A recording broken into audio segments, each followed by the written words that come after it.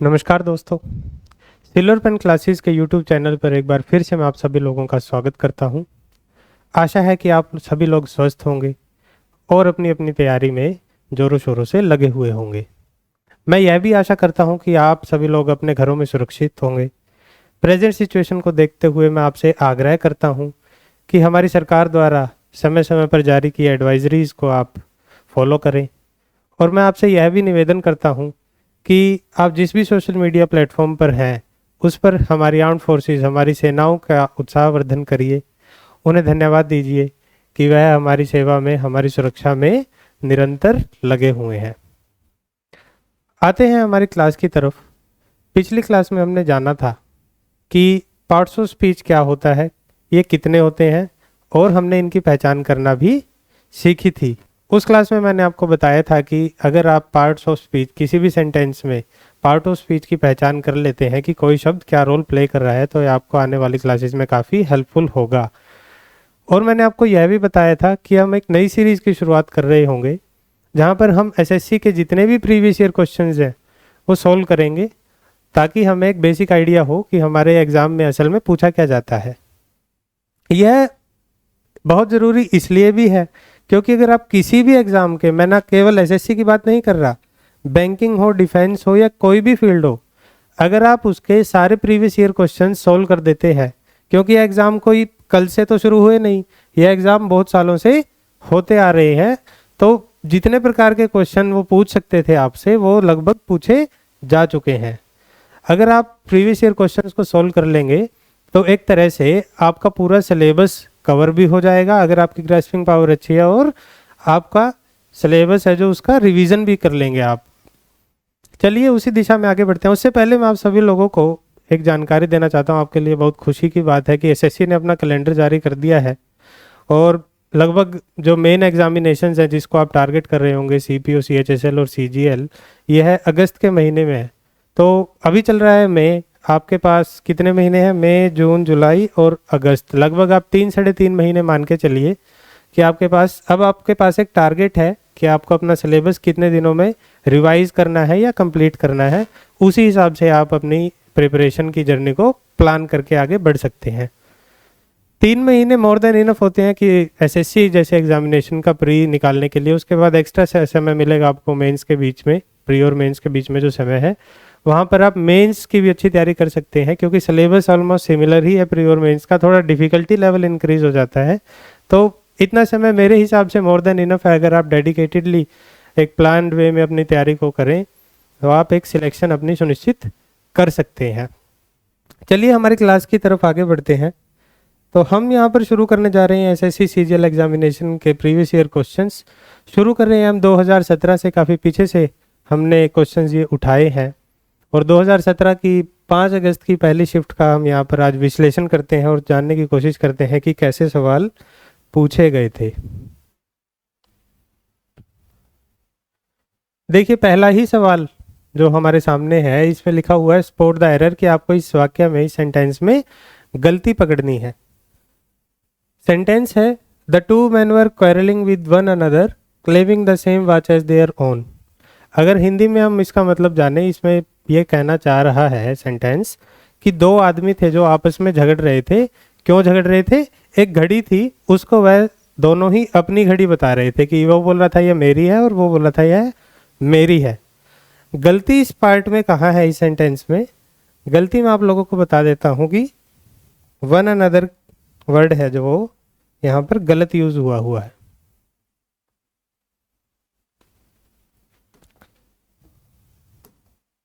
One another है जो गलत यूज हुआ है।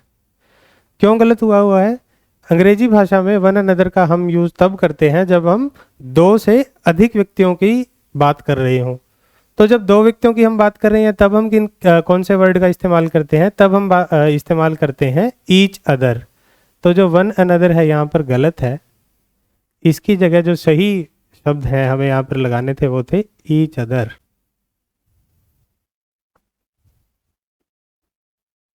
आप याद भी रख लीजिएगा कि ईच अदर यूज होते हैं जब हम दो व्यक्तियों की बात कर रहे हों,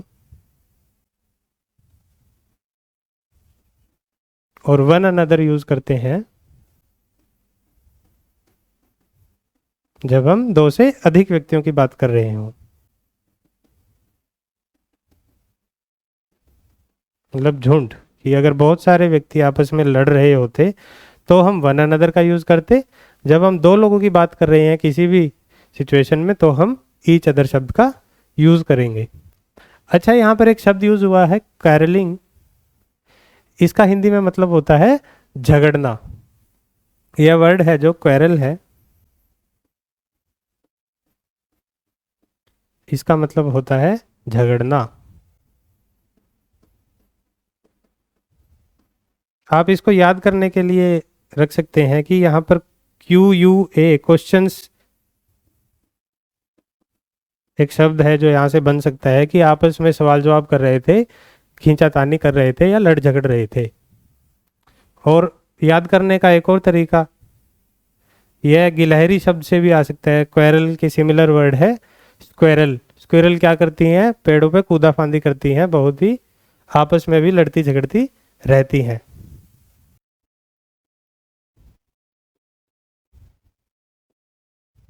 चलिए आगे बढ़ते हैं। अगला क्वेश्चन भी हमारे पास स्पॉटिंग द एरर का है। हमें इस वाक्य में भी गलती ढूंढनी है। Everybody knows that Bhutan is the most peaceful of all other countries of the world. वाक्य कहना चाह रहा है कि हर किसी को यह मालूम है कि भूटान है जो एक देश है, वह सबसे पीसफुल, सबसे शांत देश है बाकी सारी कंट्रीज से। तो यहाँ पर गलती मैं आपको बता देता हूँ कि पहले कंसेप्ट जान लेते हैं कि जो एडजेक्टिव होती हैं उसकी 3 डिग्री होती हैं। जो हमारे पास एडजेक्टिव होते हैं, आपने पढ़ा भी होगा बेसिक, इनकी 3 डिग्रीज ऑफ आप कंपैरिजन कह सकते हैं। जो पहली डिग्री होती है पॉजिटिव, ये सिंपल स्टेटमेंट किसी के बारे में बता रहा होता है एडजेक्टिव वर्ड का यूज करके। जैसे सुरेश इज टाल, ये एडजेक्टिव है कि सुरेश लंबा है। जो कंपैरेटिव डिग्री, जो सेकंड डिग्री होती है, यह है दो चीज़ों को कंपेयर करने के काम आती है। इसी वाक्य को आगे बढ़ाते हुए अगर हम कहते कि हम सुरेश लंबा है, अगर किसी दूसरे व्यक्ति का नाम ले रहे होते कि सुरेश किससे लंबा है, मान लो कोई दूसरा लड़का है रमेश, सुरेश उससे लंबा है, तो वहाँ पर हम कंपेरेटिव डिग्री का यूज़ करते हैं। तो वहाँ पर हम लिखेंगे Suresh is taller than Ramesh. तो ये जो सेकंड डिग्री है एडजेक्टिव की, टॉलर, यहाँ पर हमने दो चीज़ों के बीच में कंपैरिजन किया है, इसीलिए ही कंपैरेटिव डिग्री बोली जाती है। और जो थर्ड डिग्री है एडजेक्टिव की, वो है सुपरलेटिव। जब हमें यह बताना हो कि कोई भी चीज़ अपने किसी फील्ड में सर्वश्रेष्ठ है, उससे बढ़कर कुछ है ही नहीं, तो हम सुपरलेटिव डिग्री का इस्तेमाल करते हैं। अगर हमें यह कहना हो, इस वाक्य को ही आगे बढ़ाते हैं कि सुरेश है जो उससे लंबा कोई भी नहीं है, तो हम यहाँ पर लिखेंगे Suresh is the tallest boy. Suresh is the tallest boy. तो यहाँ पर जो टाल है उसको टालेस्ट में हमने कन्वर्ट करके लिखा है, यही है इसकी सुपरलेटिव डिग्री। और सुपरलेटिव डिग्री किसी के एडजेक्टिव की जब हम इस्तेमाल कर रहे होते हैं तो हमें आर्टिकल द का इस्तेमाल करना अनिवार्य होता है, ज़रूरी होता है। और जब हम सुपरलेटिव डिग्री का इस्तेमाल कर रहे होते हैं किसी भी एडजेक्टिव की, तो हमारे बाकी चीज़ों के लिए जो अदर वर्ड है उसका इस्तेमाल नहीं किया जाता सेंटेंस में। हमें सिर्फ इतना कहना था, एवरीबडी नोज, सबको पता है कि Bhutan is the most peaceful country in the world, of the world, कि जो सबसे पीसफुल है। अदर कंट्रीज है, जो अदर वर्ड है, इसका इस्तेमाल नहीं करना हमें यहाँ पर। अदर शब्द है जो ये रिडंडेंट है, इसका इस्तेमाल यहाँ पर जो किया गया है। जो एरर है वो थर्ड पार्ट में है। उसके बाद हम अगर इसका भी विश्लेषण करें, एवरीबडी नोज,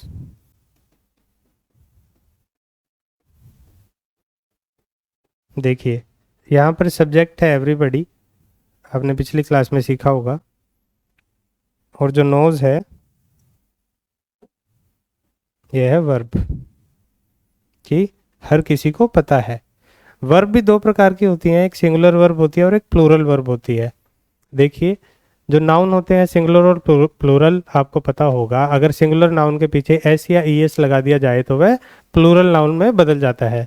लेकिन वर्ब के केस में, क्रिया के केस में उल्टा है, जो सिंगुलर वर्ब होगी उसके पीछे एस या ई एस आएगा, जो प्लूरल वर्ब होगी उसके पीछे एस या ई एस नहीं आएगा। नाउन से अपोजिट चलती है वर्ब है जो। तो एवरीबडी है जो इंग्लिश भाषा में आप देख पा रहे होंगे, सिंगुलर सब्जेक्ट, सिंगुलर वर्ड या सिंगुलर सब्जेक्ट के तौर पे यूज किया जाता है। सब्जेक्ट वर्ब एग्रीमेंट हम आगे पढ़ भी रहे होंगे, और जिन्होंने पहले बेसिक कहीं से भी पढ़ा होगा उनकी जानकारी के लिए बताते हैं। जो सब्जेक्ट वर्ब एग्रीमेंट में जो सब्जेक्ट का जो नंबर है, सिंगुलर है या प्लूरल है, वही वर्ब का भी होना चाहिए। अगर सिंगुलर सब्जेक्ट यूज किया गया है तो सिंगुलर वर्ब ही यूज की जानी चाहिए, अगर प्लूरल सब्जेक्ट है तो प्लूरल वर्ब ही यूज की जानी चाहिए। तो यहाँ पर सिंगुलर सब्जेक्ट है तो सिंगुलर वर्ब है जो वही यूज की गई है, नोज, यह सिंगुलर वर्ब है।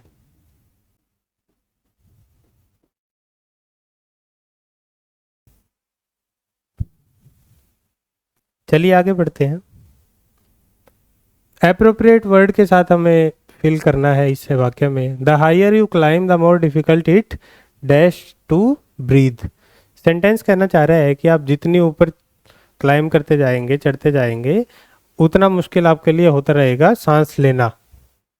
एक फैक्ट है ये कि the higher you climb the more difficult it, इसका आंसर पहले मैं आपको बता देता हूँ कि बिकम्स आएगा। बिकम्स इसका आंसर क्यों होगा अभी बताते हैं। कि एक चीज़ होती है अंग्रेजी भाषा में कंटिन्यूएशन ऑफ टेंस, कि जो टेंस है थ्रू आउट ए सेंटेंस वो यूजुअली सिमिलर ही रहना चाहिए। तो जो पहला वाक्य है द हायर यू क्लाइम, ये सिंपल प्रेजेंट टेंस है। इफेक्ट जो बताए गए हैं या बताया गया है ये सिंपल प्रेजेंट टेंस में हमें बताया गया है। तो जो अगला सेंटेंस है the more difficulty dash to breathe, यह भी सिंपल प्रेजेंट टेंस में ही होगा। और सिंपल प्रेजेंट टेंस में जो क्रिया यूज होती है, जो वर्ब यूज होती है, वो bare form of the verb, first form of the verb use की जाती है। जो first form of the verb कौन सी है यहाँ पर, बिकेम है जो फर्स्ट नहीं है, बिकम्स है जो फर्स्ट है, हैज बिकम नहीं है, इज बिकमिंग नहीं है, यहाँ पर आ जाएगा बिकम्स। इसी वाक्य में अगर हम लिख रहे होते the higher he climbed,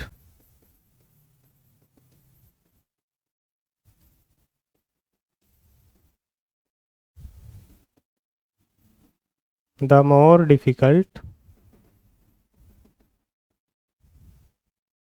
it dash to breathe, तब फिलर है जो इसमें क्या आंसर भर रहे होते हैं हम। अब आप देखिए द हायर ही क्लाइम्ड, वह जितना ऊंचा चढ़ता गया, पास्ट टेंस की यहाँ पर बात हो रही है। तो अगर पास्ट टेंस की बात हो रही है, थ्रू आउट सेंटेंस टेंस है जो वो सेम रहना चाहिए। द मोर डिफिकल्ट इट, यहाँ पर पास्ट टेंस में कहाँ बात हो रही है, बिकेम, तब हमारा आंसर हो जाता बिकेम, जो सेकंड फॉर्म ऑफ वर्ब है। आगे चलते हैं। एक और एप्रोप्रिएट वर्ड हमें फिल करना है। Neha has been crying dash morning. Sentence कहना चाह रहा है कि कोई लड़की है नेहा, वह रो रही है। अब हमें बताना है कि वह सुबह से रो रही है। तो जो इसके लिए वर्ड यूज होगा, प्रीपोजिशन वर्ड, वो यूज होगा सिंस। इसका आंसर आप ये भी कह सकते थे कि फ्रॉम भी तो हो सकता था इसका आंसर, या फॉर भी हो सकता था, लेकिन नहीं। देखिए, जब हम किसी टाइम पीरियड की बात कर रहे होते हैं, किसी चीज़ की शुरुआत की, चीज़ की शुरुआत होने के समय के बारे में हम बता रहे होते हैं कि वह पीछे जाके, पीछे पास्ट में किसी समय से शुरुआत हुई है। अगर स्पेसिफिक टाइम हमें गिवन हो कि उस टाइम से वह चीज़ शुरुआत हुई है, उस वर्ब की, उस क्रिया की, उस कार्य की शुरुआत की गई है, तो हम प्रीपोजिशन सिंस का इस्तेमाल करते हैं। जैसे इस वाक्य में अगर हम ये टाइम है, ये टाइमलाइन है, ये चल रही है, तो ये है प्रेजेंट मोमेंट, ये पॉइंट है जो,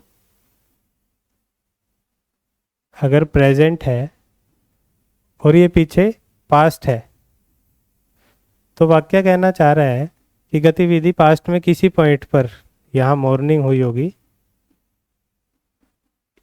इस पॉइंट से कोई कार्य, कोई गतिविधि शुरू हुई, वर्ब की शुरुआत हुई, वह चलती आ रही है पास्ट से।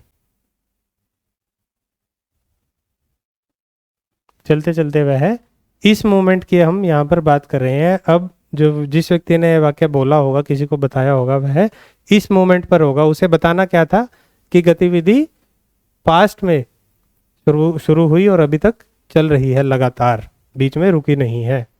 तो हम वर्ड सिंस का इस्तेमाल करते हैं।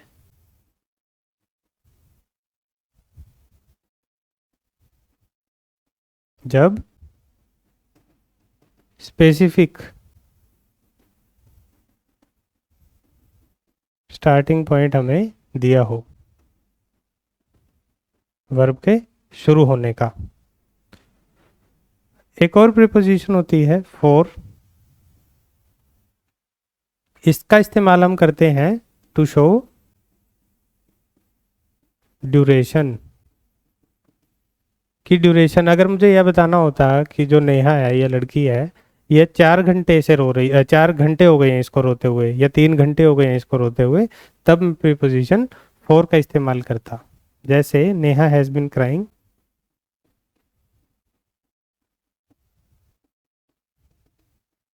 For 4 hours।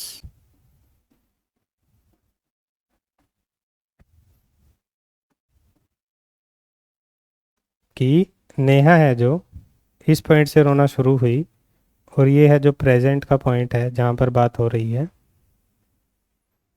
कि यहाँ से रोना शुरू हुई और रोते रोते रोते अब उसे 4 घंटे हो गए हैं। ये जो यहाँ से लेके यहाँ तक का टाइम पीरियड है, ये 4 hours है, 4 घंटे, और अभी भी वह रो ही रही है। टिल टिल का इस्तेमाल हम कब करते? अगर हमें बताना होता कि नेहा कब तक रोई। जैसे मान लेते हैं कि नेहा ने रोना शुरू किया तो सुबह, लेकिन वह दोपहर तक रोई, तो हम लिखते और दोपहर को वो चुप हो गई। नेहा क्राइड टिल नून, कि वह दोपहर तक रोई। और फ्रॉम का इस्तेमाल कब करते हैं हम? फ्रॉम का इस्तेमाल करते हैं एक स्टार्टिंग पॉइंट और एंडिंग पॉइंट दिखाने के लिए। जैसे नेहा 2 बजे रोना शुरू हुई, 4 बजे रोना चुप हो गई, वो रोना बंद कर दिया उसने, तो हम बोलते कि Neha cried from 2 PM to till 4 PM। To या टिल वहां पर कोई भी वर्ड इस्तेमाल किया जा सकता था। आगे चलते हैं। सिनोनिम। सिनोनिम होता है पर्यायवाची, सिमिलर वर्ड, जिसका मतलब सिमिलर बनता हो, सेम बनता हो किसी भी वर्ड के। ओपुलेंट शब्द हमें दिया हुआ है, तो ओपुलेंट का मीनिंग पहले तो मैं आपको बता देता हूं। ओपुलेंट का मतलब होता है या तो धनी, या शानदार। अगर हम सिनोनिम की बात करें इंग्लिश लैंग्वेज में इसकी, तो हम बोल सकते हैं रिच, वेल्दी, ग्रैंड, लग्जूरियस। ताकि आपको स्पेलिंग याद हो जाए इसलिए मैं इसे लग्जूरियस बोल रहा हूं। सम्पटुअस,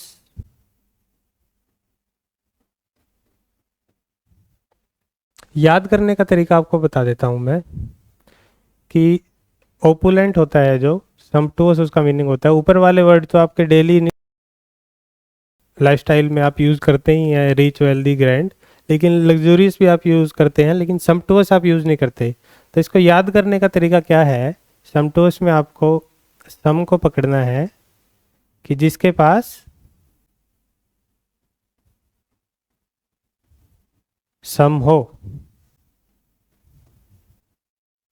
या पैसे हो, उसको बोलते हैं सम्पटुअस। यही है इसका सिनोनिम। एंटोनिम की बात करें, जिसका इसका उल्टा अपोजिट वर्ड हम बोल सकते हैं, तो अभी के लिए सिर्फ आप पुअर याद रख लीजिए। फेक आपको पता है क्या होता है? ग्लूमी आपको पता है या नहीं पता? आपको याद करा देते हैं कि ग्लूमी क्या होता है। देखिए, आप इस वर्ड को जब देख रहे हैं ग्लूमी, तो आपको डबल ओ दिख रही होगी। या आपको किसी उल्लू की आंखों की तरह दो दिख रही हैं ग्लूमी में, अगर यहाँ पर हम ऐसे लगा दें तो ये बन गया एक उल्लू। उल्लू उल्लू कब निकलता है? रात्रि के समय निकलता है। तो ग्लूमी का मतलब भी क्या होता है? डार्क। सुलन भी वैसे बोल सकते हैं। एक और तरीके से हम ग्लूमी का मतलब है जो याद कर सकते हैं कि अगर आप ग्लूमी को ऐसे पढ़ें, ग्लो और माई, ग्लो माई टॉर्च, जो ग्लो है वो यह हो गया है, और माई और टॉर्च आपने ऐड कर दिया है कि मेरी टॉर्च जला दो। टॉर्च का इस्तेमाल हम कब करते हैं? रात्रि के समय करते हैं, जब अंधेरा होता है तब करते हैं। डिम भी इसका सिनोनिम है, मतलब है डिम। ग्लूमी मतलब डिम। ओपुलेंट तो धनी होता है, उसका ये मतलब कहाँ से हो गया? ग्लूमी नहीं होगा। रिच का आपको पता है, सेल्फिश का आपको पता है कि क्या होता है, ये हम रोज़मर्रा की हमारी लाइफ में इन वर्ड्स का यूज़ करते ही हैं। तो जो सिनोनिम है ओपुलेंट, आपको पता है कि रिच हो जाएगा, धनी, शानदार, रिच, वेल्दी, ग्रैंड, इन सब का सिनोनिम है ओपुलेंट और रिच। चलिए आगे चलते हैं। दोबारा से सिनोनिम पता करना है हमें मोरोज का। मोरोज, सबसे पहले आपको बता देता हूँ कि आपको मोरोज का सिनोनिम होता है ग्लूमी। यहाँ पर आई गए शब्द दोबारा से। मोरोज होता है सैड, डिम, उजड़ा हुआ। आप इसको याद ऐसे कर सकते हैं,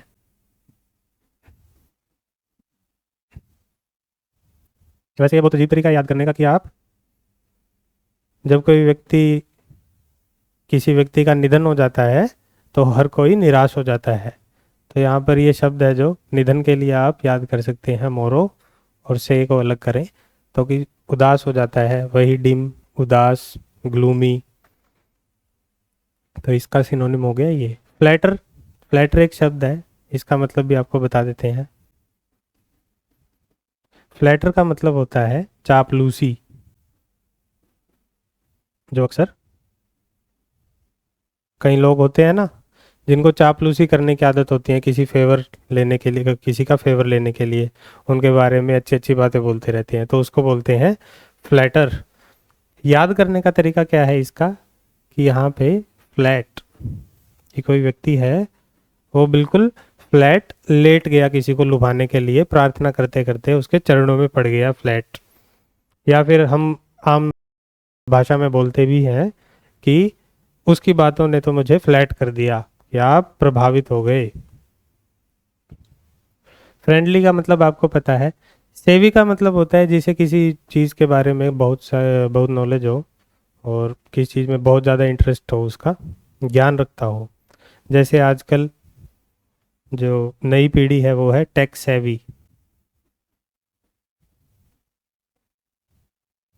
टेक सेवी जनरेशन, कि जो नए नए उपकरण हैं इलेक्ट्रॉनिक्स, उनके बारे में आज की पीढ़ी को बहुत ज़्यादा नॉलेज है, बहुत ज़्यादा ज्ञान है, उनको इस्तेमाल कैसे किया जाता है, पुरानी जनरेशन को नहीं है। तो नई जनरेशन है जो वो टेक सेवी है। सेवी है वर्ड जो जिसे बहुत जानकारी हो,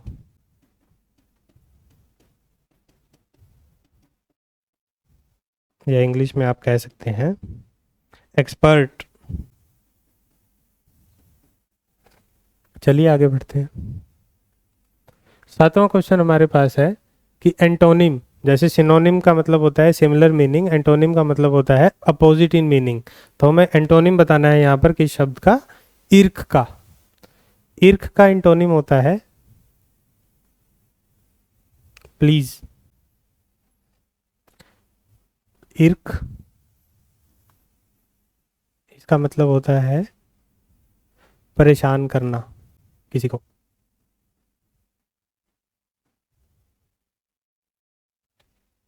छोटा सा शब्द है, इसको क्या याद करने का तरीका, ये तो आया वैसे ही याद हो जाएगा। यू गेट इर्क्ड बाय समबडी, तो आपको कोई परेशान कर देता है तो आप परेशान हो जाते हैं। और प्लीज़ करना होता है किसी को लुभाना, तो ये इसका अपोजिट हो जाएगा। अट्रैक्ट करना आपको पता है क्या मतलब होता है? डिस्करेज किसी को किसी चीज के लिए उसका उत्साह खत्म कर देना। करेज का डिस कर देना। करेज शब्द से डिस्करेज आया, उसका एंटोनिम है। इरिटेट करना तो इर्क का सिनोनिम है।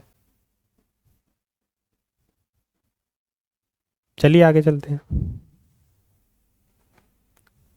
ग्रोटेस्क। ग्रोटेस्क शब्द है जो, इसका मतलब बनता है, एंटोनिम बताना है हमें, तो एंटोनिम हो जाएगा प्लेन। अब इसका मतलब क्या है और याद करवाते हैं आपको। ग्रोटेस्क, ग्रोटेस्क का मतलब होता है स्ट्रेंज, ऑड, हिंदी में बोले तो विचित्र। याद कैसे करें आपकी स्ट्रेंज, ऑड या विचित्र है? तो आप दो शब्दों को पकड़िए यहाँ पर। ग्रो, इसको हिंदी में ट्रांसलेट कर लीजिए या लिख लीजिए क्यों। कि कोई चीज़ है वो इतनी क्यों ग्रो कर गई। जो ज़्यादा ग्रो कर जाती है चीज़ वह है ओड लगती है, स्ट्रेंज लगती है और डिसप्रोपोर्शनेट लगती है। तो ओड, स्ट्रेंज, विचित्र लगती है वह चीज़। इस तरीके से आप याद कर सकते हैं।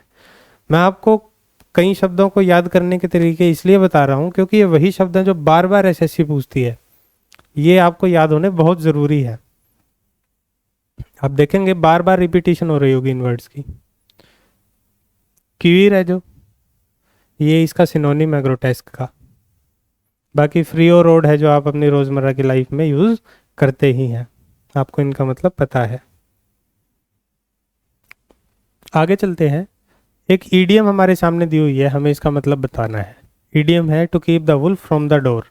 अगर हम लिटरल मीनिंग पे जाएं इस वाक्य की, to keep the wolf from the door, तो वो हम समझ पाएंगे, कोई भी व्यक्ति समझेगा कि भेड़िए को हमारे दरवाजे से दूर रखना। और इस लिटरल मीनिंग में इसका असली मीनिंग छिपा हुआ है। जैसे to keep the wolf from the door का मतलब होता है अवॉइड स्टारवेशन, भूखमरी को अवॉइड करना। कि आप याद ऐसे कर सकते हैं इसको कि जो वुल्फ होते हैं उनकी सूंघने की शक्ति बहुत ज़्यादा होती है। जब तक कोई भी चीज़ जिंदा है तो किसी प्रकार की सुगंध दुर्गंध उसमें से नहीं आएगी, आप ऐसा मान के चलिए। जैसे ही कोई भूख के कारण कोई व्यक्ति या कोई जीव अपने सांस छोड़ देता है, अपना जीवन काल छोड़ देता है, जीवन चक्र छोड़ देता है, तो फिर वहाँ से दुर्गंध आना शुरू हो जाएगी। और फिर जंगल से भेड़िया हैं जो सूंघ के आपके दरवाजे में आ धमकेंगे। तो जब तक आप जिंदा हैं, तब तक खा रहे हैं आप, तब तक आप जिंदा रहेंगे, तब तक आपके दरवाजे पर भेड़िया नहीं आएगा। और भी ऐसी इडियम्स हैं जिनका मतलब सेम होता है, ऐसे ही इसी सेंस में यूज की जाती है। जैसे make ends meet.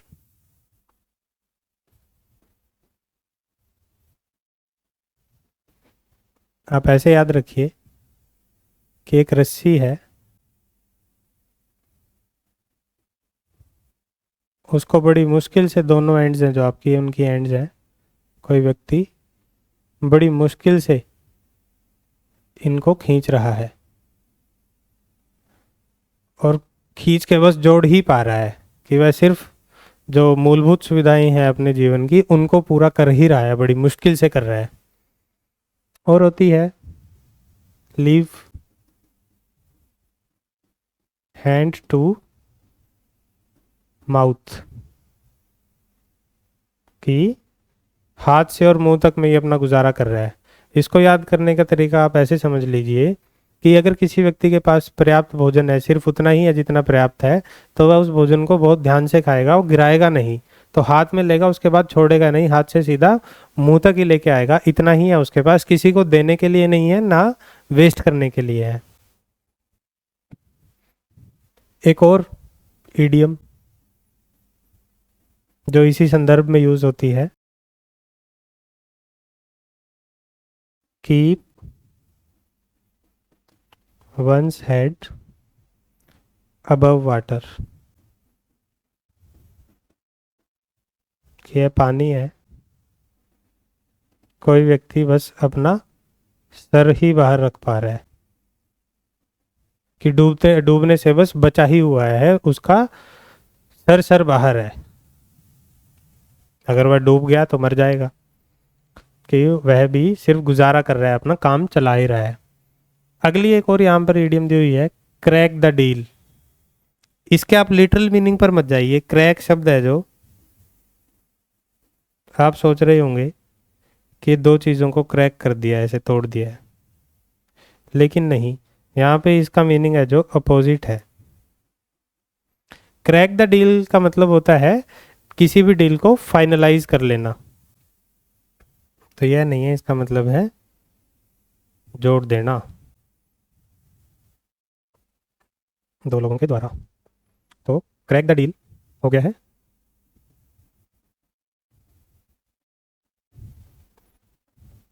To finalise a deal.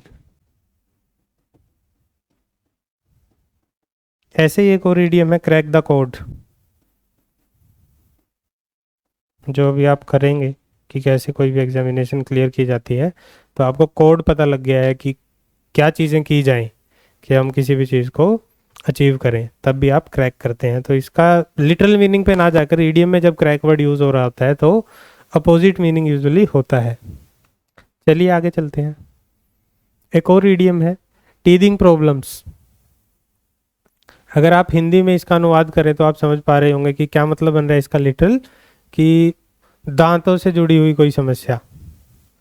उसी को आगे बढ़ाते हैं और आपको याद करवाते हैं कि टीदिंग प्रॉब्लम्स असल में होता क्या है। देखिए, जब भी कोई नवजात शिशु होता है, उसका जो पहला दांत आ रहा होता है, अगर आपने नोट किया हो, तो बहुत परेशान होता है, वो रो रहा होता है और वो बहुत ही हिचकिचा रहा होता है, परेशानी का सामना करता है बहुत ज़्यादा।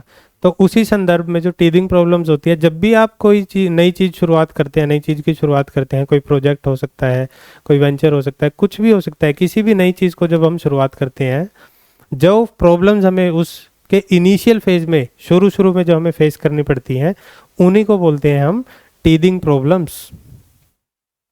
Problems at the start of a new project. Oral problem तो नहीं है, लिटरल मीनिंग बन गया। Problems for quite a long time नहीं है, और problems of having good dentist ये भी नहीं है। तो आप याद कर लीजिए कि नवजात शिशु है जो, उसको परेशानी हो रही होती है जब उसके पहले दांत आ रहे होते हैं, उसी संदर्भ में जो शुरुआत में प्रॉब्लम्स किसी भी बिजनेस के, किसी भी कार्य के कोई भी इंसान फेस करता है, उन्हीं को बोलते हैं टीदिंग प्रॉब्लम्स। अब है हमारे पास सेंटेंस इम्प्रूवमेंट। हमें सेंटेंस दिया हुआ है हमारे सामने, इसको इम्प्रूव करना है। She did not like to have coffee, उसे कॉफ़ी लेना पसंद नहीं है, और नॉर डिड आई, कहना चाह रहा है कि मुझे भी नहीं है पसंद कॉफ़ी लेना। तो नॉर आई डिड है जो, ये गलत है सिंटैक्स इस सेंटेंस का। इसकी जगह यहाँ पर आएगा नॉर डिड आई। यहाँ पर या तो किसी की एग्रीमेंट या किसी की डिसएग्रीमेंट दिखाने के लिए जो बाद वाला सेंटेंस है उसको यूज करते हैं। इन्वर्टेड स्ट्रक्चर होता है उसका, इन्वर्जन यूज करते हैं वहां पर हम सेंटेंस की। तो इन्वर्जन का स्ट्रक्चर क्या होता है, नॉर या फिर सो,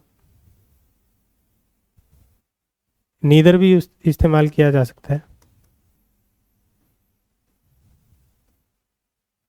उसके बाद आता है डिड फॉर श्योर, और उसके बाद आता है सब्जेक्ट। तो अगर मुझे एग्रीमेंट दर्शाना होता कि उसे पसंद है, she did like to have coffee, she likes to have coffee, तो मैं लिखता सो डू आई। ये पास्ट में है तो इसलिए डिड वर्ड का यहाँ पर यूज किया है, वर्ब है जो पास्ट टेंस की यूज की गई है। आगे चलते हैं। सेंटेंस इंप्रूवमेंट का ही हमारे पास एक और सवाल है। Taj Mahal is a worth seeing movement in Agra. जो ब्रैकेटेड पार्ट है इसको हमें इम्प्रूव करना है कि ताजमहल है जो, वह एक देखने लायक मोन्यूमेंट है आगरा में। तो यहाँ पर एक कंसेप्ट आता है पोस्ट पॉजिटिव एडजेक्टिव्स का।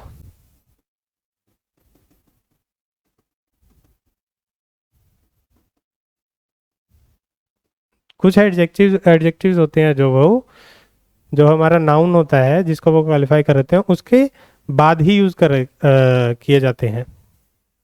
तो उन्हीं एडजेक्टिव्स में से एक वर्थ है जो, यह भी है जो मोन्यूमेंट के बाद में इस्तेमाल किया जाएगा। पहले तो आपको करेक्ट आंसर बता देते हैं इसका। Is a monument worth seeing, इसका तो मतलब ही नहीं बनता है monument to see it's worth, कि उसके वर्थ देखने के लिए मोन्यूमेंट है। One of worth seeing monuments, ये भी सेंटेंस नहीं कह रहे कि वर्थ सीइंग मोन्यूमेंट्स में से एक है। इम्प्रूवमेंट होगी इसमें पोस्ट पॉजिटिव एडजेक्टिव्स की, जो कुछ एडजेक्टिव्स हैं जैसे वर्थ है, और ये पूरा वर्थ सीइंग जो फ्रेज है इसको मोन्यूमेंट के बाद लगाएंगे। Taj Mahal is a monument worth seeing. ऐसे ही एक और सेंटेंस लेते हैं, वर्थ के बाद अगर रीडिंग लगाएं हम, ये आपको मैं बताना चाहूँ, this is a book worth reading.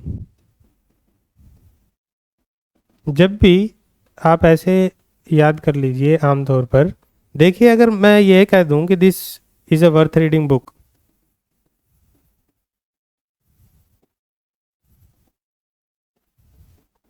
गलत यह भी नहीं है, मतलब इसका भी वही बन रहा है। लेकिन जनरली हम अंग्रेजी भाषा में जो एक वर्ड है एडजेक्टिव है उसको तो हम नाउन या प्रोनाउन के आगे इस्तेमाल करते हैं, लेकिन जब फ्रेज हो जाता है वो उसके बारे में, दो वर्ड्स हो जाते हैं, ज़्यादा वर्ड्स होते हैं, फ्रेज हो जाते हैं, तो यूजुअली हम पीछे यूज़ करते हैं जो लंबे एडजेक्टिव्स होते हैं, फ्रेज के तौर पे होते हैं जो। तो ये ज़्यादा प्रेफरेबल है। इम्प्रूवमेंट ही हमें करनी है, और इम्प्रूवमेंट इसको उठा के पीछे कर दिया हमने, क्योंकि पोस्ट पॉजिटिव एडजेक्टिव्स हैं जो वो नाउन या प्रोनाउन के बाद इस्तेमाल किए जाते हैं। वन वर्ड सब्स्टिट्यूशन है यहाँ पर, अनेक शब्दों के लिए एक शब्द का इस्तेमाल करना है। That which can not be corrected, जिसे सही ना किया जा सके। तो यहाँ पर तो ऑप्शन आप सीधा सीधा अगर कोई हिसाब लगा के भी करना चाहे, करेक्टेड में भी कोर है और इनकॉरिजिबल में भी कोर है। आंसर इसका इनकॉरिजिबल ही है। जिसे सही ना किया जा सके वो इनकॉरिजिबल, या आप यहाँ पे अगर इसको तोड़ के देखें, इन याद करने के लिए कह सकते हैं करेक्टेबल। कोई वर्ड होते नहीं है लेकिन आप याद करने के लिए बोल सकते हैं इनकरेक्टेबल। इमोलेशन का मतलब मैं आपको बता देता हूँ, बलिदान।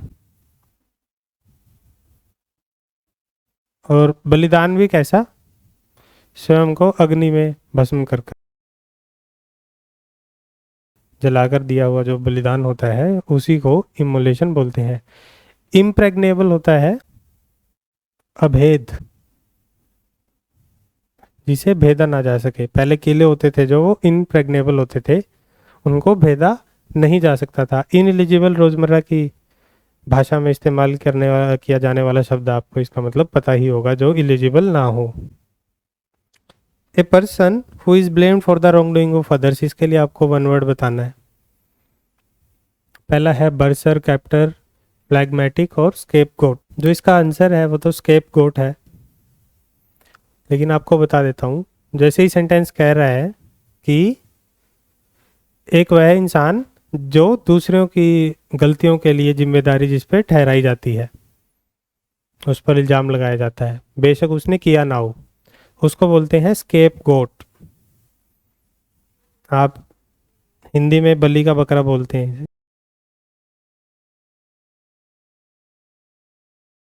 कहानी क्या थी कि दो बकरे चुने थे लोगों ने, उनमें से एक बकरे को इसलिए चुना था कि इसके सर पे हमारे सारे पाप हैं, और उसको जंगल में छोड़ दिया गया था कि हमारे सारे पाप लेके जंगल में भाग जाएगा।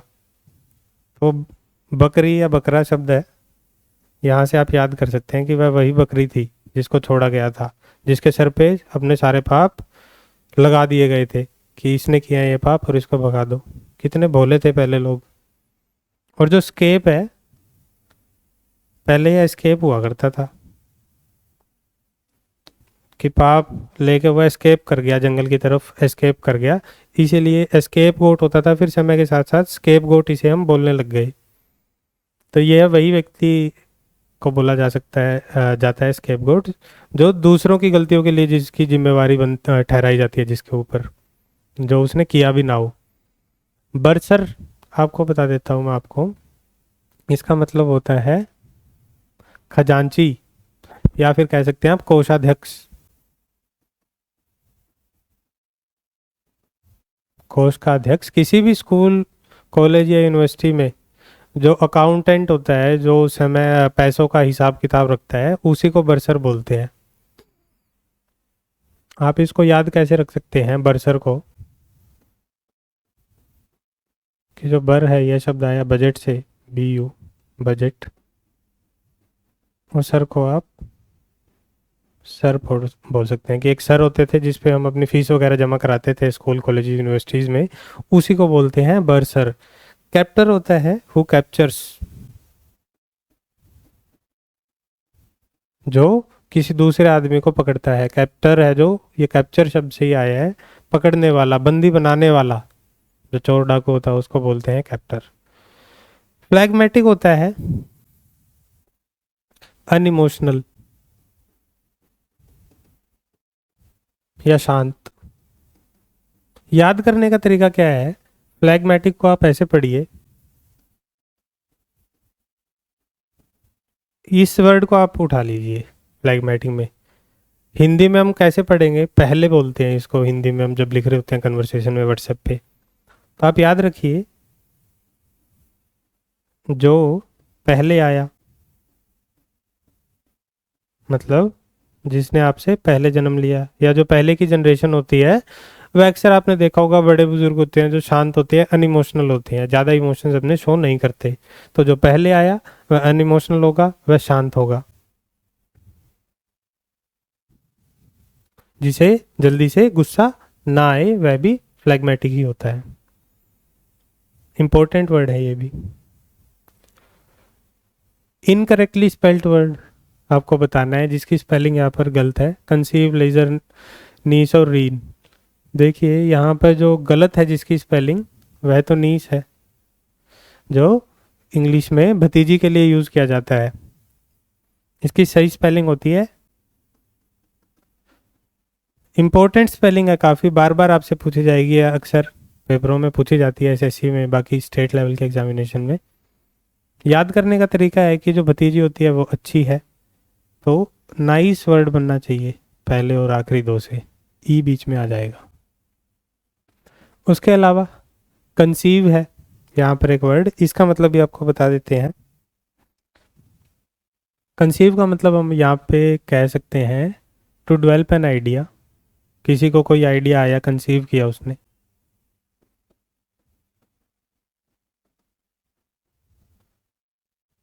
या इसका मतलब होता है टू बिकम प्रेग्नेंट, गर्भ धारण करना। लीजर, लेजर वर्ड होता है जो इसका मतलब होता है इंजॉय करना अपने फ्री टाइम को।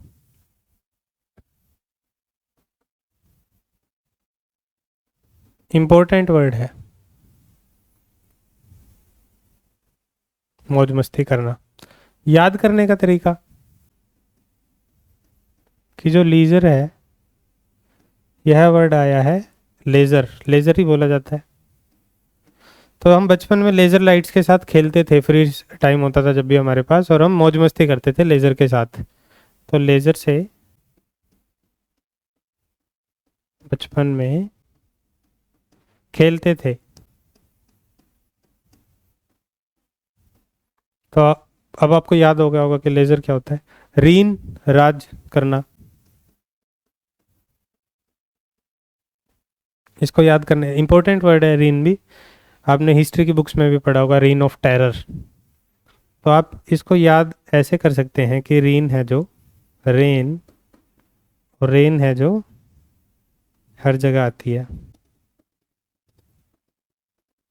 यहाँ पर सारा रेन ने ढक लिया है, यहाँ पर राज कर लिया है। ऐसे आप याद कर सकते हैं इसको। आगे चलते हैं। इनकरेक्टली स्पेल्ड वर्ड आपको बताना है यहाँ पर क्या है। डिक्शनरी इनकरेक्टली स्पेल्ड है, इसकी सही स्पेलिंग होती है DICTIONARY। स्पेलिंग याद करने के कुछ तरीके आप डेवलप कर लीजिए, या मैं आपको बताता रहूँगा जो मुश्किल होंगी, वरना ज़्यादातर आप शब्द को वैसे ही देख के और बोलने की प्रैक्टिस करेंगे तो याद हो जाती है स्पेलिंग। डिक्शनरी आपको पता है क्या होता है, शब्दकोश होता है, इररेलेवेंट आपको पता है, जो रेलेवेंट ना हो। पेरिशेबल का मतलब आपको मैं बता देता हूँ। पेरिशेबल का मतलब होता है, ये शब्द आया है शब्द पेरिश से। आपने हिस्ट्री की बुक में भी पढ़ा होगा कि पेरिशेबल गुड्स, छोटी क्लासेस में बोलते थे कि शिप्स के द्वारा जो पेरिशेबल गुड्स हैं उनकी ट्रांसपोर्टेशन की जाती थी या नहीं भी की जाती थी।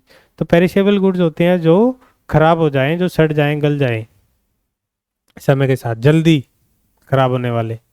पेरिश शब्द से आए हैं। और एक और वर्ड है इसी से रिलेटेड, पेरिल। पेरिल का मतलब होता है खतरा या मुसीबत। पेरिल में पेरिशेबल हो गई, आप ऐसे याद रख सकते हैं। नष्ट हो जाना, पेरिश का मतलब होता है।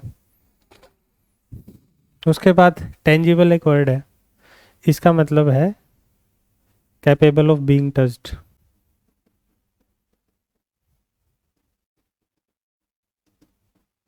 जिसे हम छू कर छुआ जा सके जिस चीज़ को, उसको बोलते हैं टेंजिबल।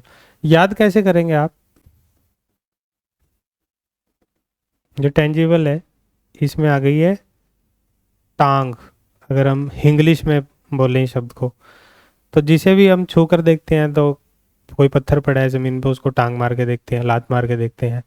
तो जिस चीज़ को भी हम लात मार सकें उस चीज़ को बोलेंगे टेंजिबल। इसका सिनोनिम है पैल्पेबल। इंपॉर्टेंट वर्ड्स हैं ये, जिनके आपको मैं सिनोनिम बता रहा हूँ, जिनके मीनिंग आपको याद करवाने की कोशिश कर रहा हूँ यहाँ पर। पैल्पेबल का मतलब भी वही होता है जिसे हम छू सकें, महसूस कर सकें, जिस चीज़ का हम पल्प बना सकें। याद करने का तरीका,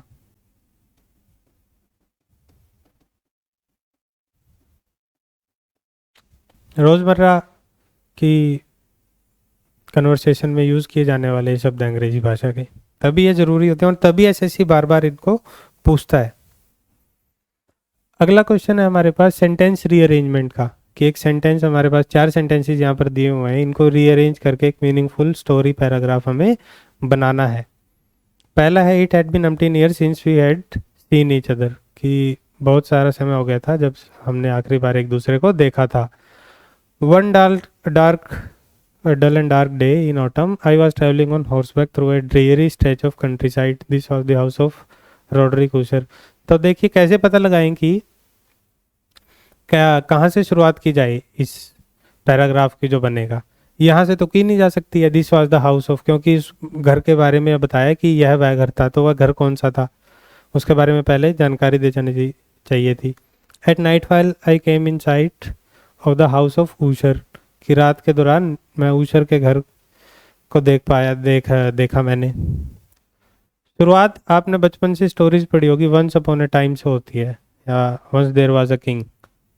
तो वैसे ही यहाँ पे भी शुरुआत, one dull dark day in autumn, autumn के एक डल और डार्क दिन, I was travelling on horseback, कि मैं घोड़े पर बैठा हुआ जा रहा था through a dreary stretch of countryside. Dreary होता है सुनसान,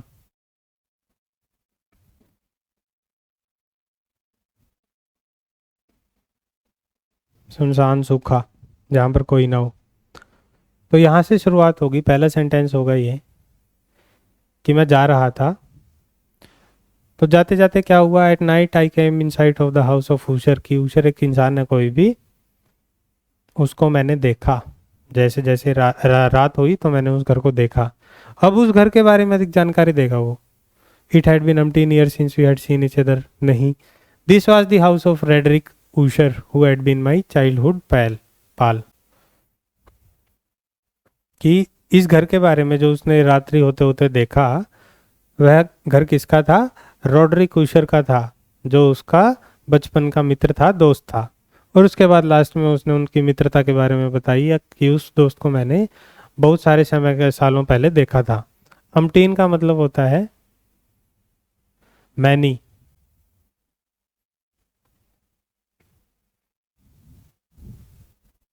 अम्टीन, मैनी, या बहुत सारा। तो करेक्ट ऑर्डर इस इन सेंटेंसेस का होगा QSRP। QSRP ऑप्शन नंबर 3 है जो, यही सही जवाब इस सवाल का हो जाएगा। आगे है पैराजंबल, कि आपको कुछ सेंटेंसेस दिए गए हैं, इनको आपको जोड़कर एक पैराग्राफ बनाना है। तो आप शुरुआत देखिए कहाँ से करें। According to various estimates between 1942 and 44 there were approximately 400 victims of this practice. तो दिस प्रैक्टिस, किसी प्रैक्टिस के बारे में यहाँ पर जानकारी दी जानी चाहिए थी, जिसके बारे में बाद में दिस यूज़ किया गया है, वह नहीं दी है, तो ये फर्स्ट सेंटेंस नहीं होगा। A common German practice in occupied Poland was to round up random. उस प्रैक्टिस के बारे में जानकारी दी गई है कि कॉमन प्रैक्टिस थी जर्मन लोगों की, कि पोलैंड में लोगों को इकट्ठा करना, अरेस्ट करना, राउंड अप फ्रेजल वर्ब है जो। फॉर एग्जाम्पल से तो शुरुआत हो ही नहीं सकती। The term lapanka carried a sardonic connection from the words earlier use.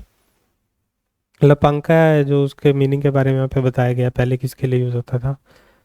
तो हम शुरुआत करेंगे कॉमन जर्मन प्रैक्टिस की, पहले उस प्रैक्टिस क्या थी उसके बारे में जानकारी यहाँ पे लेते हैं। जो फर्स्ट सेंटेंस हमारा होगा कि कॉमन जर्मन प्रैक्टिस थी, कहाँ पर थी वो, ऑक्यूपाइड पोलैंड में, कि राउंड अप करना सिविल। राउंड अप एक फ्रेजल वर्ब है जिसका मतलब होता है उनको घेरना, अरेस्ट करना, कि गलियों में, पोलैंड की गलियों में लोगों को घेरना, अरेस्ट करना एक कॉमन प्रैक्टिस थी जर्मन्स की। तो पहला सेंटेंस ही हो जाएगा। उसके बाद दूसरा sentence, the term lapanka carried a sardonic connection from the word. जो ये प्रैक्टिस है इसको लपांका बोला जाता था, उसके बारे में अधिक जानकारी दी गई है। जो टर्म था लपांका था उस प्रैक्टिस का जो यूज किया जाता था, ये एक सार्डोनिक कन्वर्शन थी। सार्डोनिक का मतलब है सैटायरिकल, किसी को मतलब मजाक तौर पे किसी सीरियस बात को हंसी मजाक के तरीके से कह देना होता है sardonic. Connotation from the words earlier use for the children game. जो पहले गेम होता था टैग, लेकिन जब से प्रैक्टिस शुरू हुई उनको घेर कर अरेस्ट करने की, तो उसके लिए लपांका वर्ड यूज कर दिया गया टैग के लिए, लपांका। उसके बाद में इसके कंसिक्वेंस क्या हुए इस प्रैक्टिस के, कि लोगों को घेर कर और अरेस्ट किया जाता था, इसका कंसिक्वेंस क्या था उसके बारे में बताया जाएगा। कि according to various estimates between 1942 and 1944 there were approximately 400 victims of this practice. की जो लपांका प्रैक्टिस थी, जो जर्मन घेर के अरेस्ट करते थे, इसके 400 से ज़्यादा वो थे, भुगतभोगी थे, विक्टिम्स थे। कौन से सालों के बीच में? 42 से 44 के बीच में। With numbers on some days reaching several thousand. तो किसी किसी दिन तो कई हजारों में भी इन लोगों की संख्या पहुंच जाती थी जिनको घेर के अरेस्ट करते थे, घेरते थे। और उसके बाद ये एग्जाम्पल दिया हुआ है उसी दिन का, कि ऐसे कौन से दिन थे। For example, on 19 September 1942, close to 3,000 men and women were transported by train to Germany. They had been caught in the massive roundups all over Warsaw the previous 2 days. पिछले 2 दिनों में 19 सितंबर की बात बता रहा है कि वह एक पर्टिकुलर दिन, ये दिन है जो इनके बारे में अधिक जानकारी यहाँ पे दी गई है। जैसे कि एक दिन ये था जिसमें 3,000 लोग थे ऐसे, जिनको ऐसे राउंड अप करके अरेस्ट करके और जर्मनी भेज दिया गया। वारसा से उनको अरेस्ट किया था। वारसा है जो पोलैंड की कैपिटल भी है,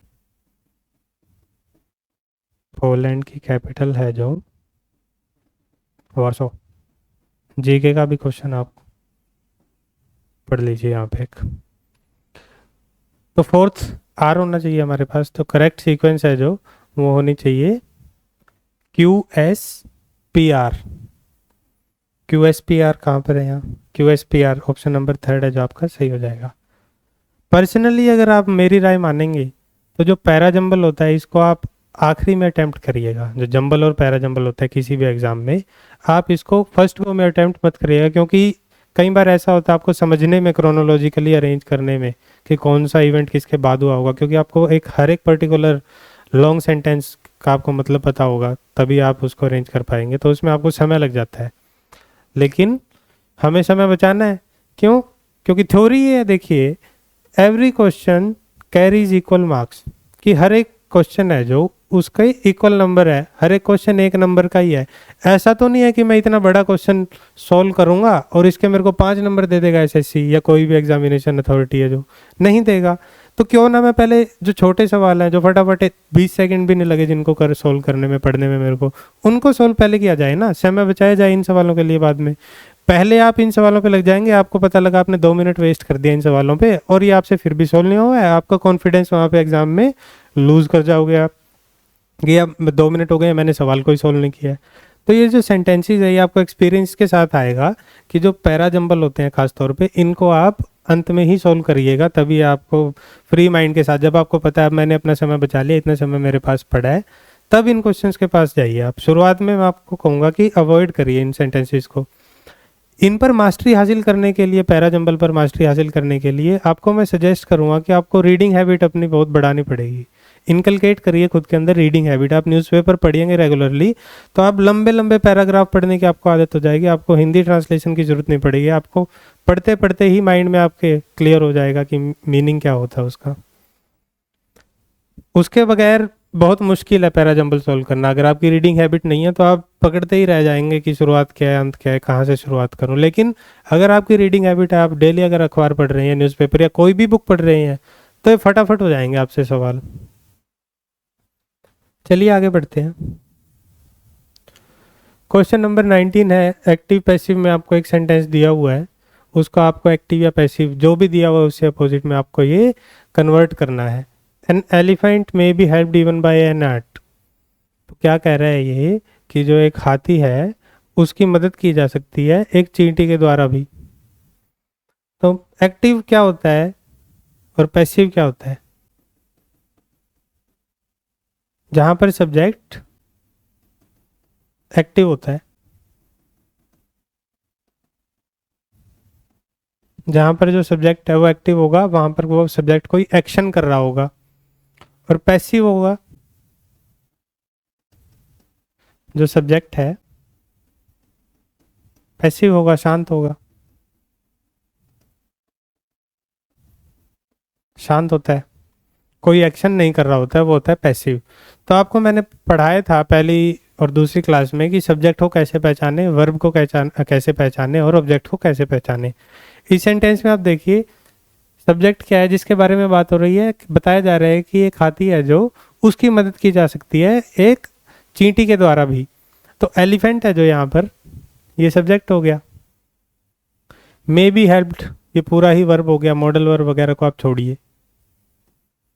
और ऑब्जेक्ट हो गया आपका even by an ant, ant means object है इसमें, किसने मदद की। यहाँ पे सब्जेक्ट है जो एलिफेंट है, क्या ये कोई कार्य कर रहा है, क्या वर्ब ये कर रहा है, कोई एक्शन कर रहा है? नहीं कर रहा है। इसके बारे में तो सिर्फ जानकारी दी गई है कि इसकी मदद की जा सकती है। ये मदद कर नहीं रहा है, इसकी मदद की जा रही है। हमें बताना है कि सब्जेक्ट है जो वो एक्शन करे। तो यहाँ पर चींटी है जो वो मदद कर रही है हाथी की। तो हिंदी में अगर हम ट्रांसलेट करें तो बहुत ईजी हो जाती है एक्टिव पैसिव। हम हिंदी में एक सेंटेंस बनाएंगे कि चींटी है जो हेल्प कर सकती है, मदद कर सकती है हाथी की भी। तो हम सब्जेक्ट, ऑब्जेक्ट है जो उसको सब्जेक्ट बना देंगे। एंड इवन एन एट में help an elephant, even an ant पहले आ गया, may help as it is रहेगा, मे बी हेल्प। ये आप ये जान लीजिए कि परफेक्ट को आपको सिंपल प्रेजेंट में कन्वर्ट करना है। मॉडल वर्ब आ गई और V1 आ गई है हेल्प एन एलिफेंट, एक हाथी। ये जो सब्जेक्ट है अब हमारा इस सेंटेंस का, ये एक्टिव है, इसने मदद करने का काम किया है, तो ये एक्टिव है वर्ब। और जो सब्जेक्ट था वह है ऑब्जेक्ट बन गया, तो करेक्ट ऑप्शन बन जाएगा। अगर आप वैसे भी हिंदी ट्रांसलेशन देखें, an ant can even help an elephant, कि एक चींटी है वह एक हाथी की भी मदद कर सकती है, लेकिन ये मतलब नहीं बन रहा है ऊपर वाले सेंटेंस का अगर हम उल्टा बना के चलें। इवन एन एट और टू हेल्प एन एलिफेंट नहीं बन रहा बिल्कुल। चलिए आगे चलते हैं। डायरेक्ट और इनडायरेक्ट स्पीच। डायरेक्ट स्पीच होती है जो उस समय बोला गया, किसी एक पर्टिकुलर पॉइंट पे जो चीज़ बोली गई उसको डायरेक्ट बोली गई। इनडायरेक्ट जो चीज़ किसी ने किसी दूसरे व्यक्ति को बोली होगी या मुझे बोली होगी, उसको मैं किसी और व्यक्ति को बताऊँ आगे जाके कि उसने उस वक्त उसको यह बोला, उसको बोलेंगे इनडायरेक्ट। कि जो वक्ता है एक तो डायरेक्ट बोल सकता है, और वक्ता के तौर पे मैं बोल रहा हूँ उसके बिहाफ पे कि उसने ये बोला था, तो वो हो गया indirect. Please don't cry he said, कि उसने बोला कि कृपया रो मत। तो उसने तो बोला किसी को कि रो मत, लेकिन अब मुझे बताना है कि उसने मुझे ये बोला कि कृपया रो मत।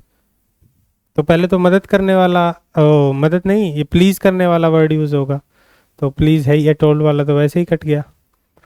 तो बेग्ड, कि उसने मुझे प्लीज किया, उसने मुझसे भीख मांगी, ऐसा कुछ समझ लीजिए आप, कि मुझे रोना नहीं है।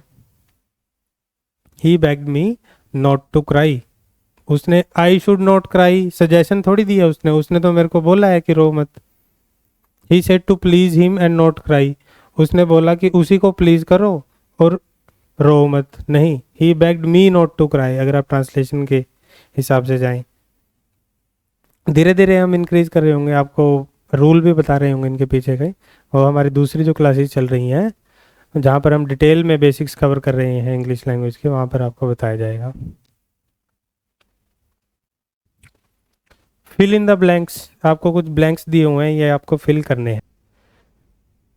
The dash of lectures could be enhanced by introducing the lecture with a brief review of the work dash। जो पहला ब्लैंक है उसको हम फिल करते हैं। यहाँ पर ऑप्शंस क्या है हमारे पास पहले ब्लैंक को फिल करने के लिए? कंडीशन, इफेक्टिवनेस, एफिशिएंसी और इंटरेस्ट। क्या कंडीशन आ सकता है? The condition of lectures could be enhanced, condition नहीं बैठेगा फिट। कंडीशन क्या होती है? किसी की दशा होती है। इफेक्टिवनेस, किसी भी लेक्चर की इफेक्टिवनेस आपको पता ही है। एफिशिएंसी, किसी भी लेक्चर की एफिशिएंसी बढ़ाई जा सकती है। तो एफिशिएंसी क्या होती है आपको पता है? एफिशिएंसी इंक्रीज की जा सकती है, किसी मशीन की एफिशिएंसी इंक्रीज की जा सकती है, किसी इंसान की जा सकती है। लेकिन लेक्चर नॉन लिविंग थिंग की आप एफिशिएंसी कैसे, इसकी लेक्चर है जो, इसकी कैसे इंक्रीज कर सकते हैं? लेकिन इसकी इफेक्टिवनेस आप इंक्रीज कर सकते हैं, कि जो बताना चाह रहा है लेक्चर, जो भी पढ़ाने की कोशिश की जा रही है, उसकी इफेक्टिवनेस को आप एनहांस कर सकते हैं। कैसे एनहांस कर सकते हैं वो आगे बताया गया है।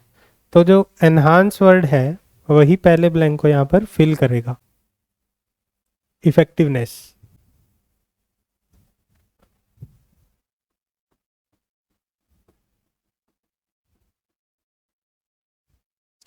The effectiveness of lectures could be enhanced by introducing the lecture with a brief review of the work। चलिए दूसरे ऑप्शंस देखते हैं जो दूसरे ब्लैंक को फिल करने के लिए हमें दिया। Ascending, preceding, reciting, succeeding. Ascending का मतलब होता है बढ़ना, आगे या ऊपर चलना। प्रीसीडिंग मतलब जो ये चीज़ है इससे पहले की चीज़। सक्सीडिंग जो इस चीज़ की बात हो रही है उसके अगली चीज़, बाद की चीज़। रिसाइटिंग आपको पता है बोलना होता है। तो जो इफेक्टिवनेस है लेक्चर्स की वो कैसे इंक्रीज की जा सकती है? कि जो यहाँ पर लॉजिकली अगर आप सोचें कि जो पहले काम हमने किया था उसके बारे में ब्रीफ इंट्रोडक्शन देना, कि हमने पहले ये काम किया था, उसी दिशा में हम आगे बढ़ रहे हैं, अब ये करेंगे। तो जो पहले की बात की जा रही है अभी प्रेजेंट से, प्रीसीडिंग, कि जो पहले काम किया गया था। बाद का काम होता तो सक्सीडिंग। बाद वाले काम जो करने जा रहे हैं उसके बारे में इंट्रोडक्शन देने से कैसे एफिशिएंसी बढ़ेगी? जब रिलेट ही नहीं कर पाएंगे तो इन्फॉर्मेशन दी जाएगी। इफेक्टिवनेस बढ़ेगी कि रिलेट करें पिछली चीज़ों से।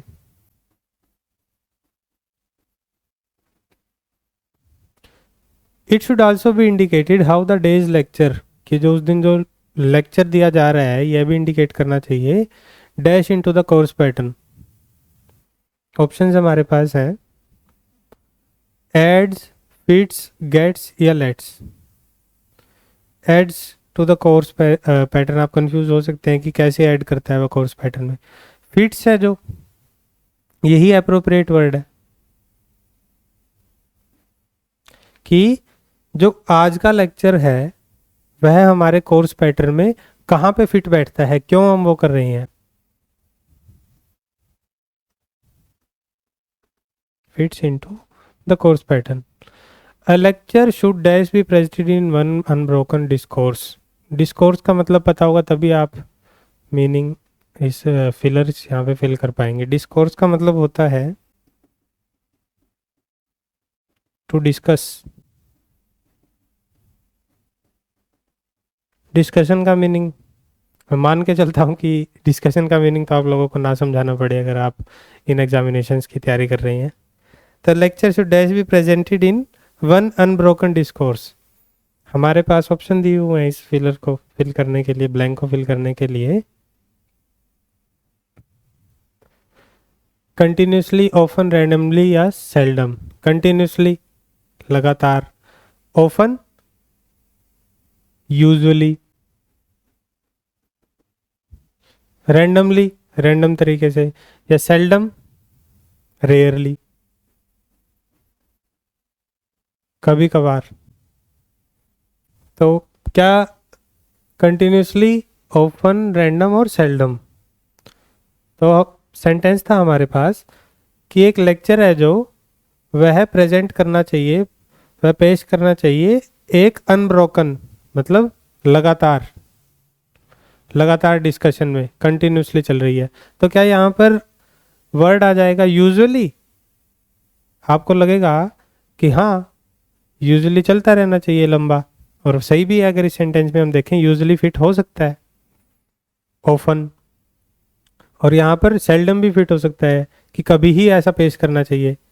लेकिन यहाँ पर इन दोनों शब्दों में से कौन सा शब्द आएगा वो अगली लाइन पढ़ के हमें पता लगेगा। मान लेते हैं कि हम यहाँ पर लिख देते ऑफन, कि यूजुअली कोई भी लेक्चर है वो एक इकाई के रूप में लगातार पढ़ाना चाहिए। अगर हम भाषा इसकी देसी भाषा हिंदी भाषा में बोले, अनलेस एक्सेप्शनली इंटरेस्टिंग, जब तक वह बहुत ज़्यादा इंटरेस्टिंग ना हो, a long lecture strains the dash of A concentrated listening, causing intermittent wandering of attention and loss of continuity in thought। ये लाइन आपको आइडिया देगी कि यहाँ पर ऑफन नहीं आएगा। ये लाइन कुछ उससे उल्टा बताना चाह रही है कि जब तक एक्सेप्शनली इंटरेस्टिंग ना हो कोई लेक्चर, तो लॉन्ग लेक्चर है वो स्ट्रेन करता है किसी चीज़ को। क्यों ये बता रहा है कि लॉन्ग लेक्चर है जो हानिकारक होता है। तो जब हानिकारक होता है तो उसको ऑफन नहीं प्रेजेंट करना चाहिए एक ही अनब्रोकन डिस्कोर्स में, लगातार एक ही डिस्कशन एक इकाई के रूप में। नो, रेयरली ही करना चाहिए उसको प्रेजेंट, अगर ऑफन नहीं कर दे। तो यहाँ पर है जो वर्ड रेयरली फिट बैठेगा, या सेल्डम जो हमें दिया हुआ है। अगली लाइन से हमें इस चीज़ का आइडिया हुआ, अंदाज़ा हुआ। Unless exceptionally interesting, a long lecture strains the dash of A concentrated listening. Authority, capacity, comfortability और रीजनेबिलिटी। तो क्या स्ट्रेन कर सकता है वो, किसी की भी आप अगर समझें हिंदी भाषा में भी, या इसको समझने की कोशिश करें कि वह किसी की कैपेसिटी को स्ट्रेन कर सकता है। जो कैपेसिटी होती है एक लिमिटेड होती है समझने की, कि लंबी, आप देखिए अगर लंबा लेक्चर कोई भी चलेगा, एक ही टॉपिक पे बार बार बार बार बात हो रही होगी, तो आपकी भी जो कंसंट्रेशन है इधर उधर चली जाएगी। वही उसमें लिखा हुआ है, बोर हो जाओगे आप लोग। Strains the capacity of A concentrated listening, कि आप एक ही बात को कितनी बार सुन सकते हैं, एक बार दो बार लगातार अगर उसी चीज़ की बात होती रहेगी तो आपका भी कंसंट्रेशन भंग हो जाएगा। Causing intermittent wandering of attention and loss of continuity in thought, कि आप उसके बारे में सोचना बंद कर देते हैं और आपकी अटेंशन है जो इधर उधर चली जाती है। इंटरमिनेंट वॉन्डरिंग, वो कैब के लिए इंटरमिनेंट वर्ड है जो आपका, ये इंपॉर्टेंट है और गलत करते हैं इसको बहुत सारे बच्चे एग्जाम्स में।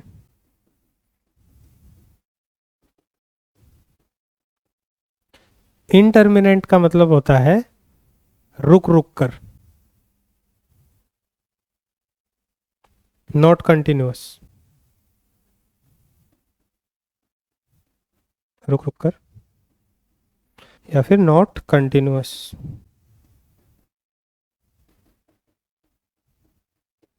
जैसे इंटरमिनेंट रेन्स, कि रुक रुक कर बारिश हो रही है, लगातार बारिश नहीं हो रही है। तो यह वही बताना चाह रहा है कि आपका ध्यान बीच बीच में इधर उधर चला जाता है, भंग हो जाता है। वॉन्डरिंग मतलब चला जाता है। Loss of continuity in thought. अगर आपको इंटरमिनेंट का मीनिंग याद रखना है इम्पोर्टेंट वर्ड है क्योंकि तो मैं याद करने का तरीका भी आपको बताता हूँ। आप इसको ऐसे पढ़ सकते हैं, इन टर्म, इनको अलग अलग पढ़िए। जैसे आप कोई भी डिग्री प्रोग्राम परसू कर रहे होते हैं तो टर्म्स होते हैं, first term, second term, third term, इनके बीच में गैप होता है, छुट्टियां होती हैं आपकी। तो इन टर्म्स मतलब एक ब्रेक के बाद, रुक रुक कर, ऐसे आप इसको याद कर सकते हैं। इसका अपोजिट आप लोग कमेंट में लिखिए क्या बन सकता है इंटरमिनेंट का। तो ये हमारे 25 के 25 सवाल जो 2017 5 अगस्त की पहली शिफ्ट में पूछे गए थे, उनका हमने विश्लेषण किया, उनके सॉल्यूशंस जाने। उनके अलावा भी 25 तो ये कहने के सवाल थे, आपको यहाँ पर कम से कम भी 40 सवालों के बारे में पता लगे, आज नए वर्ड्स आपको पता लगे, याद करने के तरीके पता लगे। जो मैं याद करने के तरीके आपको उन्हीं वर्ड्स के बताऊंगा जो बार बार पूछे जाते हैं एग्जाम्स में, बहुत इंपॉर्टेंट है, और जो यूजुअल आपकी लैंग्वेज में, आपकी रोज़मर्रा की ज़िंदगी में आप नहीं देखते, नहीं यूज़ करते। एक बहुत बड़ा पोर्शन है इंग्लिश लैंग्वेज का जो अंडरस्टैंडिंग के साथ आप सॉल्व कर सकते हैं। समझ है जो आपकी इंग्लिश टू हिंदी ट्रांसलेशन, उसके बेस पे आप सवालों को कर सकते हैं, ऐसा पोर्शन है। वह पोर्शन आप तभी कर पाएंगे जब आपको पढ़ने की आदत होगी, रीडिंग हैबिट होगी आपकी। तभी मैं आपको बार बार जोर दूंगा कि जब तक आप रीडिंग हैबिट अपने अंदर नहीं लेके आएंगे, जब तक आप पढ़ना शुरू नहीं करेंगे न्यूज़पेपर या कोई भी रैंडम किताब उठा के, तब तक आपकी इंग्लिश सुधर नहीं सकती है, क्योंकि अंडरस्टैंडिंग ही नहीं बनेगी आपकी, आपको आइडिया नहीं होगा कि लेखक या कवि क्या कहना चाह रहा है। जब तक आप एक बेसिक आइडिया नहीं लगा पाएंगे कि क्या कहा जा सकता था इस सिचुएशन में, क्या सिंटेक्स है सेंटेंस का, तब तक आप अंडरस्टैंडिंग वाला जो पार्ट है इंग्लिश लैंग्वेज का उसे सॉल्व नहीं कर पाएंगे। तो आपको दोबारा से मैं एक बार आग्रह करता हूँ आप लोगों से कि रीडिंग हैबिट्स अपनी सुधारिए, अपने अंदर इनकलकेट करिए। अखबार पढ़िए। आप अखबार को मैं नहीं कहता कि डेली अखबार पढ़िए, आप ये डेली एक नया अखबार पढ़िए। एक अखबार लीजिए, उसको from the very first line और till the very last line आप पढ़िए, चाहे 2 दिन में पढ़िए, 3 दिन में पढ़िए। हर एक पहले छोटी छोटी खबरों से शुरू करें। कोई खबर होती है 5 वाक्य की होती है, कोई खबर होती है जिसमें 10 वाक्य होते हैं। छोटी सी शुरुआत करिए, मीनिंग समझिए, उसमें अलग अलग पार्ट्स ऑफ स्पीच पहचानिए, वर्ब्स पहचानिए, हम तो यहाँ पर करवा ही रहे होंगे।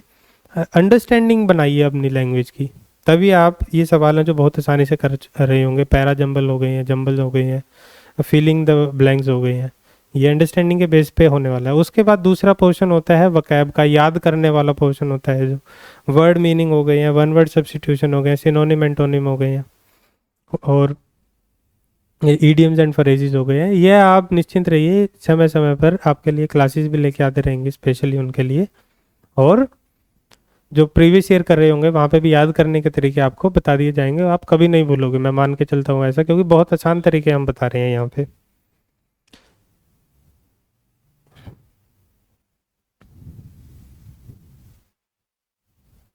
चलिए, आज की क्लास में बस इतना ही। मिलते हैं अगली क्लास में, जहाँ पर हम अगले प्रीवियस ईयर पेपर, मतलब सेकंड शिफ्ट हमें मिलेगी तो उसको यहाँ पर सॉल्व करवाएंगे आपके सामने, आपको बताएंगे, और जो भी नई चीज़ें होंगी वो याद करवाएंगे।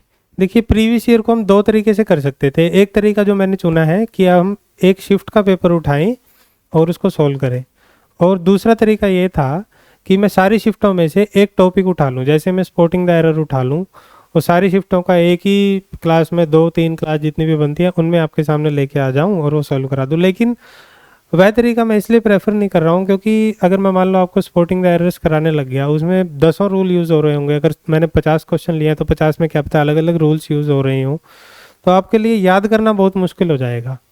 और वही हमने यहाँ पे देखा इस लास्ट वाले क्वेश्चन में कि एक ही तरह की चीज़ अगर लगातार पढ़ाते रहेंगे तो आपकी कंसंट्रेशन भी भंग हो जाएगी, आपका जो डिस्ट्रैक्ट हो जाओगे, आप बोर हो जाओगे क्लास में।